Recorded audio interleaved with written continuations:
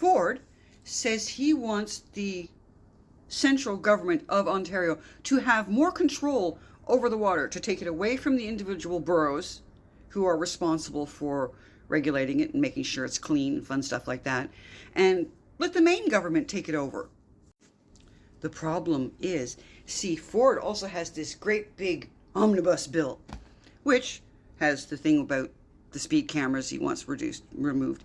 Also says he wants to cut a whole bunch of regulations. And he wants to make water and sewage privatized. Now, did I not just say a few seconds ago about the fact that Ford wants all the smaller boroughs to no longer have control to be able to provide clean water for their citizens? He wants to be in charge of it, but he doesn't want to be in charge of it. He wants to sell it to someone to be in charge of. Much like with hospitalization, how Canada's supposed to have this great healthcare system, not two-tiered at all, and that's a load of crap. Because if you have money in Canada, you can get a whole different world of healthcare than you can if you don't. And meanwhile, this also proposes other things. Well, we want to raise the campaign donation limits by almost half, 47%, and end fixed election dates. The little tyrant-in-training wants to be able to say when it's going to have an election.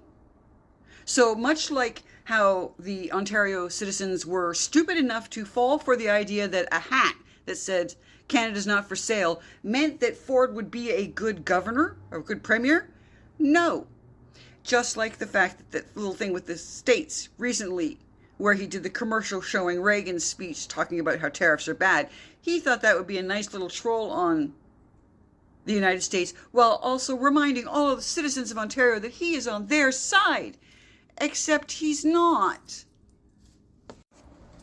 This omnibus also, Ford should take a look at China, where they have all these little areas that have been developed so they could be really high, ritzy places for people, and are sitting 75-80% empty because people cannot afford houses. So what does our little tyrant-in-training want to do? He wants to make it easier for landlords to evict you. I am not entirely sure when it was that governments lost the concept of the fact that minimum wage is supposed to be your living wage, but apparently that got lost because no one can afford condos. There are most of the condos in Ontario, 54% of them have owners absent. They hope to rent them out or use them for an Airbnb. They just have them for the sake of having property, to claim that they have property. A lot of times they're not even from this country. Just so you know. It's a big thing in condominiums for people from other countries to come buy several units so that they own property in that country. And then when they get to the point where they actually do want to move, should they ever want to move, they have this property there as equity.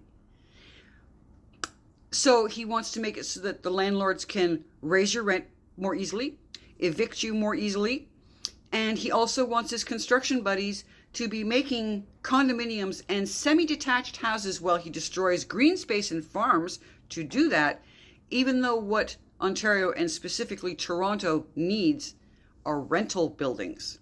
But I guess renters are low class now. You took away the possibility of us having houses by destroying minimum wage, job security, and all that sort of stuff. But we're still crass for renting.